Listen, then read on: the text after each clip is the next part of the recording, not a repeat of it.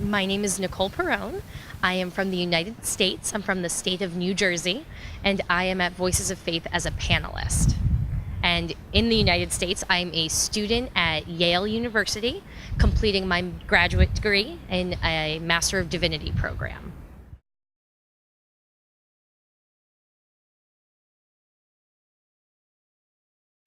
My experience in Rome has been wonderful. I studied abroad in Rome 5 years ago, so it's the first time I've been back. It's been 5 years and it was like a big homecoming, and this group of women is a lot of fun to be with. So it was not only lovely to be back in Rome, a city that I love very much, but to be getting to know all these women, hearing their stories and spending time with them has been really special. So we are just having a great time.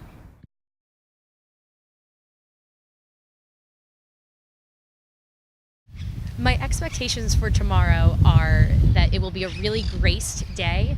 If the days prior have been any indication, it will really be filled with special moments because we've spent so much time together.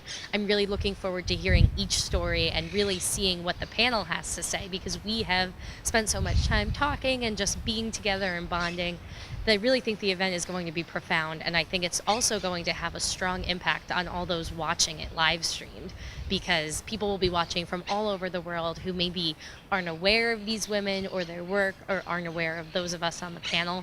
So I think when it all comes together, it's really going to be an exciting and very sacred event.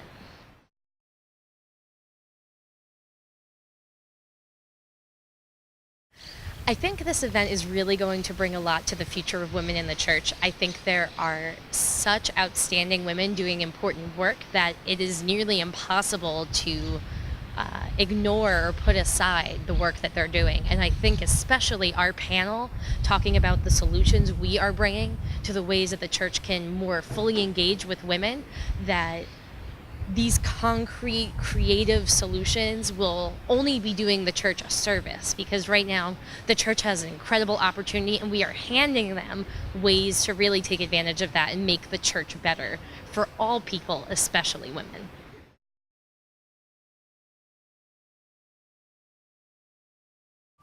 When I think about mercy requires courage as a theme, I think it's a really interesting play on the Jubilee year of mercy and the way we are talking about mercy in the church. I think it's very easy for people to think mercy, forgiveness, it's fairly cut and dry, but it's actually really challenging. And I think the highlighting of the courage of all of the women at this conference really underscores that they have been courageous, they have been merciful, they have sought justice, they've sought a place at the table.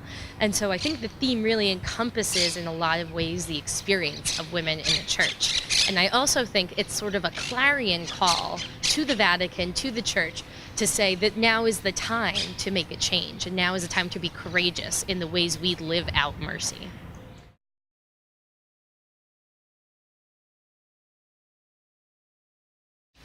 When I think about mercy requiring courage, for me personally, I really reflect on my experience of choosing to get a theological education, choosing to work for the church, and really following the path that I feel God has called me to walk.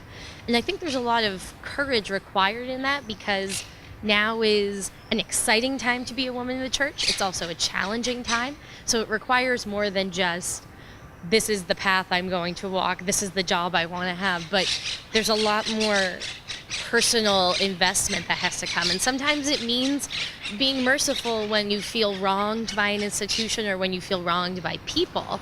So for me, I see it as a constant, courageous act to choose to work for the church as a young woman.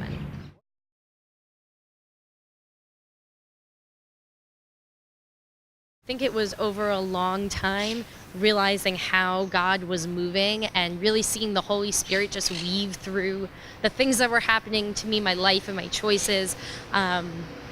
There was no explosion moment. I did not take a cannonball to the knee like Ignatius Loyola. There was no a grand conversion, but just slowly realizing that the gifts and talents God had given me were more oriented toward ministry, toward administration, and I also had a deep love for the church.